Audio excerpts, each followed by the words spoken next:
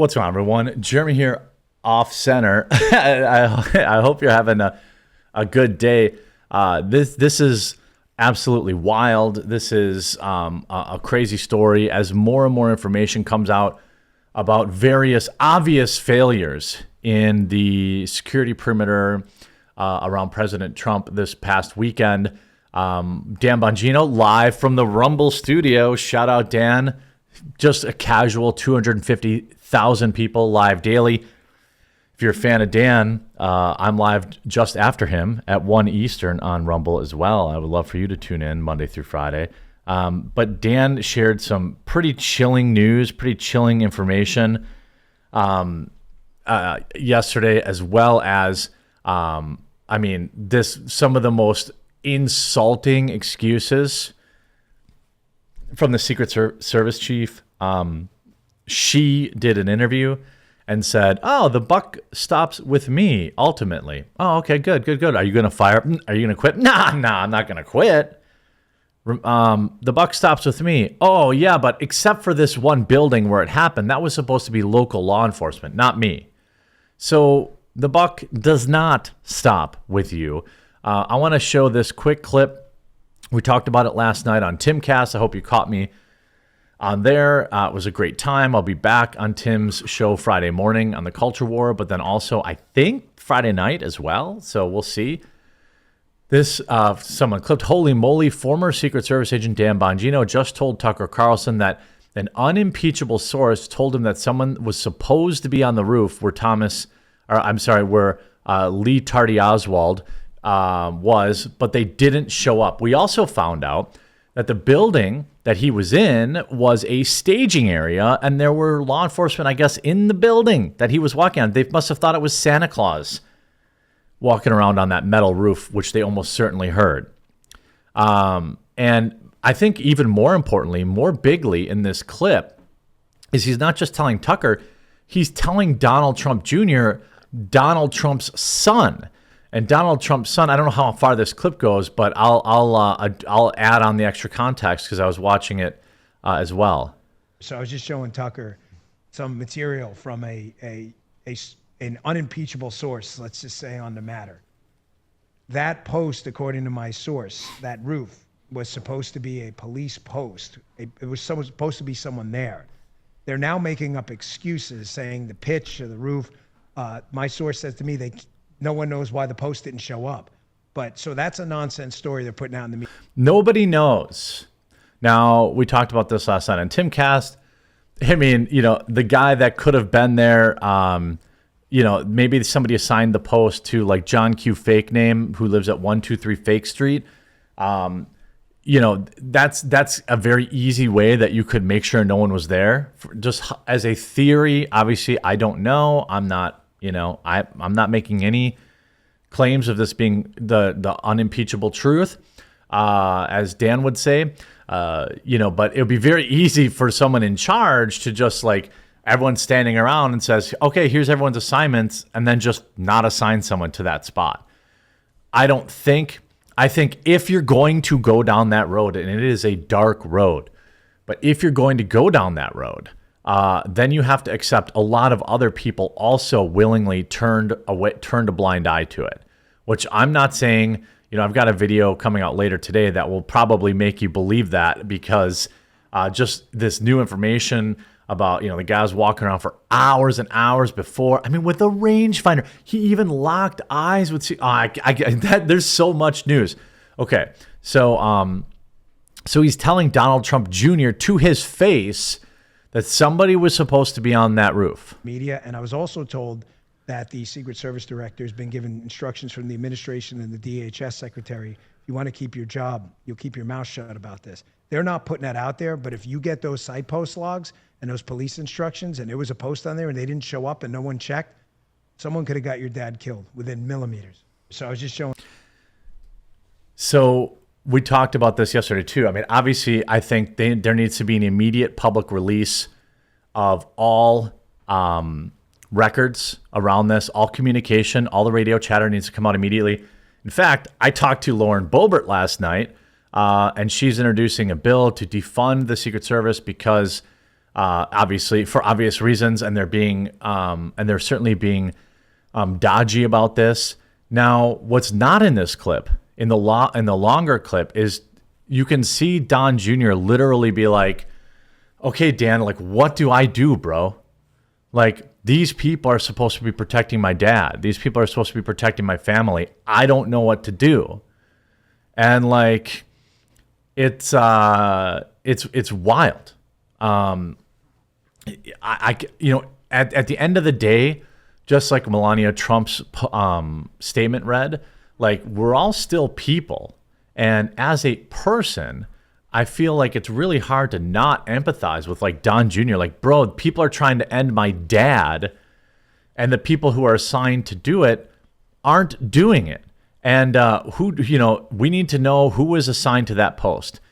Now, my guess is that person doesn't exist, or they'll be found somewhere, after a totally coincidental accident.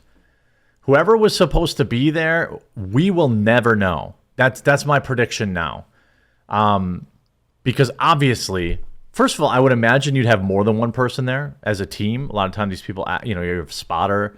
So you would have at least two people up there, I would think. Again, I'm not Secret Service. I did ask Lauren about that yesterday. So you'll have to tune into that interview over on Timcast. But it's cuckoo bananas. Like, it's playing out right in front of us. It's like the JFK thing, but we have a million camera angles of it, not just the one or two. Like, and we have it in 4K high definition, and we have satellite photos, and we have all this stuff. It's extremely difficult to understand that. So you see, this is what Lauren Boebert was talking about. She talked about her legislation she's introducing, I think today, or maybe she did yesterday. On Tuesday, the Secret Service had agreed to brief the House Oversight Committee. Now, Homeland Security has stepped in, superseded all communications with the Oversight Committee, which she's on, and refused to confirm a briefing will even occur. I mean, I don't want to be that guy because, technically, you can't be like, "Oh, this is the actions of a guilty person." But this is the actions of a guilty person. I mean, this is at least the actions. This is at least the actions of somebody who is trying to get their ducks in a row, trying to, make sure nobody talks. And listen, I think that 99% of the people in the Secret Service would lay down their life for the president or whoever they're there to protect. And I believe that they are heroic. And I believe that they love this country. But as we saw on Saturday, you only needed one person to be missing. One. Then they throw out this ridiculous excuse about the fact that there wasn't supposed to be someone. So this is in direct conflict with Dan Bongino, former Secret Service agent, whom I do believe more than this. They say the roof was too sloped to put anyone up there. But somehow this 20-year-old South Park looking character was able to get up there, no problem. The building in that particular area had a sloped roof at its highest point, Cheadle, the director of the Secret Service, said in an interview aired on ABC's Good Morning America Tuesday morning, out to the outlet Pierre Thomas.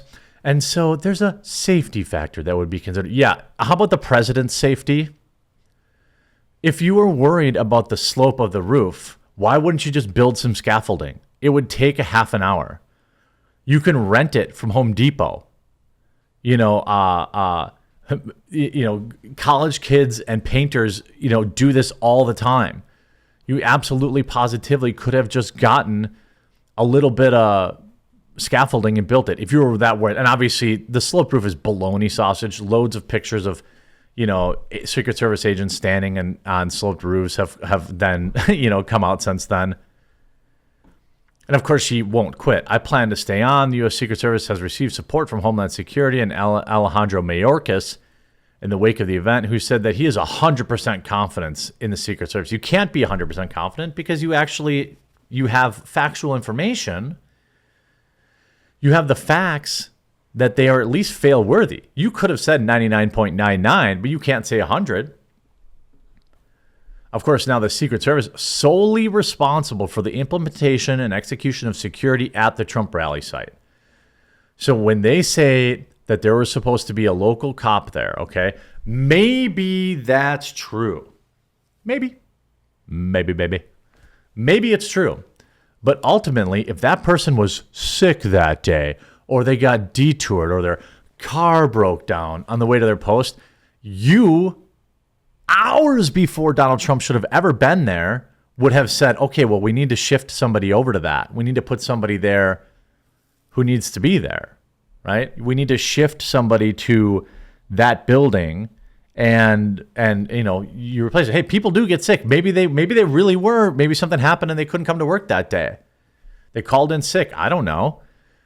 Even if all of that is true, and if none of the various theories are true, it's still the Secret Service's job to make sure someone fills in that spot or they get a replacement.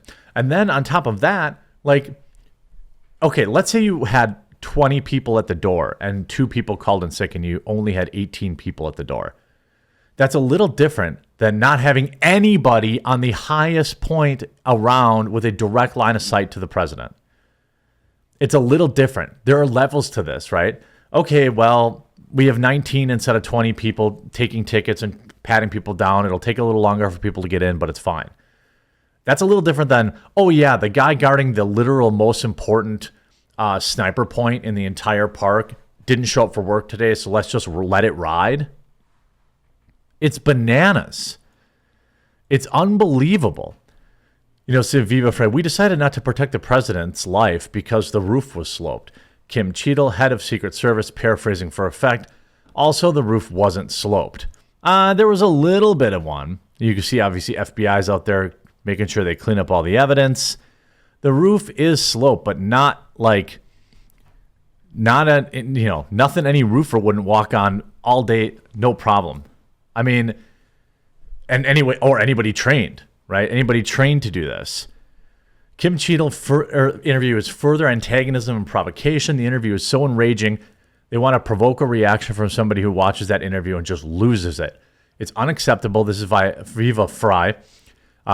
Great guy, hung out with him down here. It's something that should never happen again. Talk about the understatement of the century. Fire Kim Cheadle, arrest Kim Cheadle, prosecute her, and jail her. I agree with that.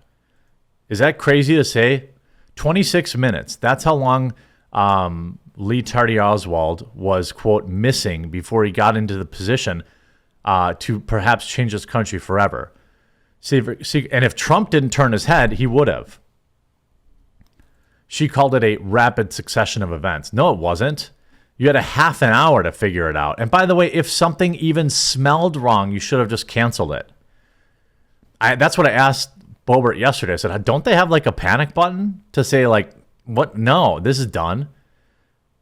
Apparently, nobody pressed it. I hope you're informed by this video. Make sure you subscribe or follow the channel so I can keep getting you all the latest updates, and we'll talk to you again real soon.